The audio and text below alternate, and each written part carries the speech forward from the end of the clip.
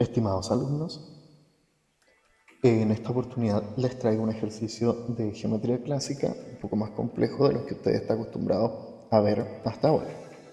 La intención de este ejercicio es que seamos capaces de analizar una configuración un poco más compleja de las que estamos acostumbrados, con la intención de ver propiedades que no son tan visibles a primera vista.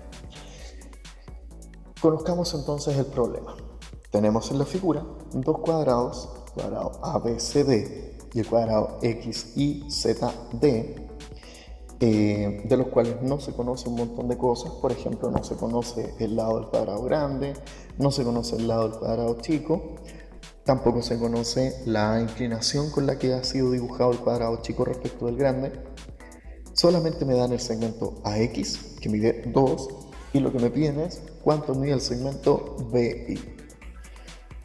Este problema se puede resolver obviamente utilizando un montón de estrategias. Por ejemplo, se puede resolver fácilmente con geometría analítica, se puede resolver utilizando un poco de trigonometría, pero nosotros acá vamos a dar una solución bastante práctica con solamente geometría clásica. Para ello vamos a intentar repetir el segmento AX en alguna parte que quede más cerca que el segmento B.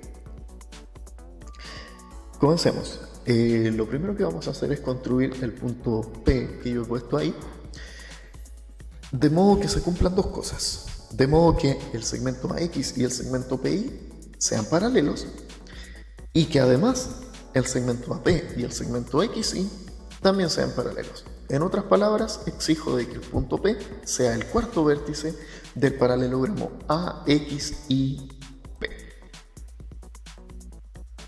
Además conectamos obviamente el segmento PB, y lo que vamos a hacer es visualizar bastantes propiedades que tiene la construcción que hemos hecho. Lo primero es observar que los dos ángulos que yo estoy marcando ahí miden lo mismo, porque como usted observa, ellos están formados por lados que son paralelos. Observe, el lado AB y el lado DC del cuadrado son paralelos, eso está claro, porque en un cuadrado ocurren esas cosas. Y además el lado AP también es paralelo con el lado DZ. Fíjese, AP es paralelo con XY por construcción, y XY es paralelo con DZ porque son cuadrados. Así es que ellos dos resultan ser paralelos. Así es que, como insisto, el ángulo está formado por segmentos que son paralelos, entonces los dos ángulos deben medir lo mismo.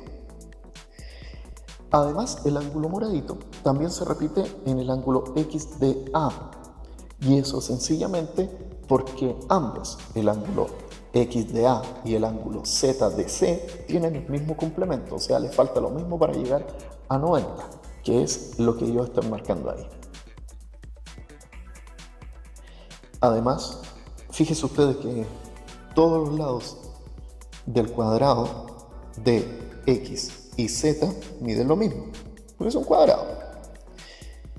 Y además, XY mide lo mismo que AP, porque son lados opuestos de un paralelogramo. De la misma forma, los lados del cuadrado grande de ABC también miden todos lo mismo, y esto nos lleva a la conclusión de que los triángulos XDA y el triángulo APB deben ser congruentes. ¿Por qué? Porque DX mide lo mismo que AP, entonces tenemos un lado en común. El ángulo en D mide lo mismo que el ángulo en A, entonces tenemos un ángulo en común. Y el otro lado, el lado mayor de A y AB, también mide lo mismo. Entonces, por el criterio lado, ángulo, lado, nuestros triángulos DXA, que está marcado ahí, y PAB, que está marcado ahora, son congruentes. Al ser congruentes, el tercer lado de cada triángulo debe ser igual, es decir, el segmento AX y el segmento PB deben medir lo mismo. Ahí están marcados. Pero además, el segmento AX mide lo mismo que el segmento PI. Como usted ve, porque son los lados opuestos de un paralelogramo. De la misma forma que XY y AP medían lo mismo, estos dos también deben medir lo mismo. Quizás no la misma cantidad que los otros dos lados, pero sí miden lo mismo. En otras palabras, estoy diciendo de que el cuadrilátero APIX no necesariamente es un rombo, pero por lo menos es un romboide y eso nos da la garantía que sus lados opuestos son paralelos. Bien, entonces el triángulo IPB es un triángulo isósceles. Vamos a ver que es más que eso, tiene otra propiedad extra. Para ello, notemos las medidas de los ángulos y nos vamos a dar cuenta de algo especial. Comencemos.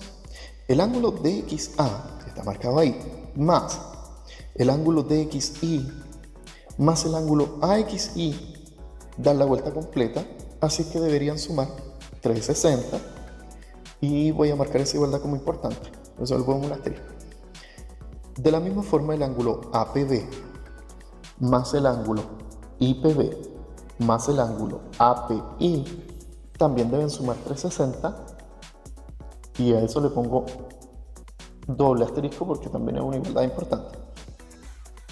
Notemos que hay algunos ángulos que se repiten en estas sumas. Primero, el ángulo de XA se repite en el ángulo APB por congruencia de triángulos. Entonces yo le voy a poner un nombre en común, digamos A.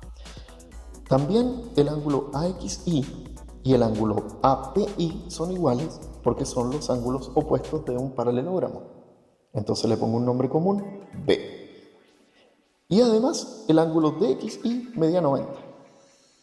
Entonces vamos a usar todos estos hechos y los vamos a sustituir en las igualdades asterisco y doble asterisco. Primero, la igualdad asterisco se convierte en esto: A más 90 más B igual 360. Entonces me sale que A más B es igual a 270, porque usted pasa restando el 90 y listo. Y la segunda igualdad me queda así, que A más B más el ángulo IPB es igual a 360. Pero como A más B es 270, entonces yo lo sustituyo y lo paso restando. Me queda que el ángulo IPB es 360 menos 270, lo cual es 90.